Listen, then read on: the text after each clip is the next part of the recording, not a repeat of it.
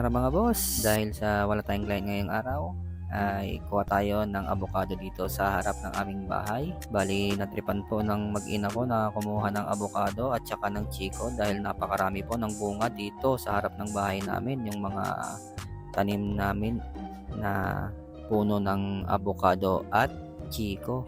Yan, bali dito mga bossing, naghahanap po yung mga mag-ina ko ng masusungkit po nila na chiko dahil sa naglalaglagan na po yung mga bunga. Kaya naman agad-agad na nila itong sinungkit kaysa naman maubos ng mga paniki o mahulog dito sa baba dahil sa matamis po yung bunga ng chiko dito sa harap ng bahay namin ay napakarami po ang humihingi sa amin ng bunga ng chiko. Halos lahat po ng napapadaan dito at yung mga kakilala po namin ay napapatango po sila sa taas sa sobrang lalaki po ng bunga ng chiko dito sa harap ng aming bahay. Kaya naman hindi na namin siya hinintay na mahulog lahat.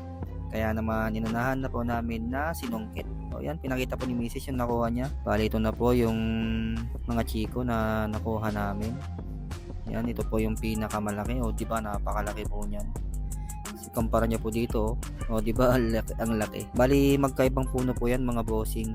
Kasi yung nasa mismong harap po ng bahay namin, ay yun po yung pinakamalaki ang mamunga. At yung medyo malayo po dun sa bahay namin, ay yun po yung maliliit ang bunga. Dito naman mga boss, ay nanungkit naman ako ng isang pirasong buko. Kasi sayang naman, kasi naninigas na po sila sa sobrang tagal dahil sa wala pong nangunguha. Kaya kumuha po ako ng isang piraso. Bali nagpaalam na po ako sa puno.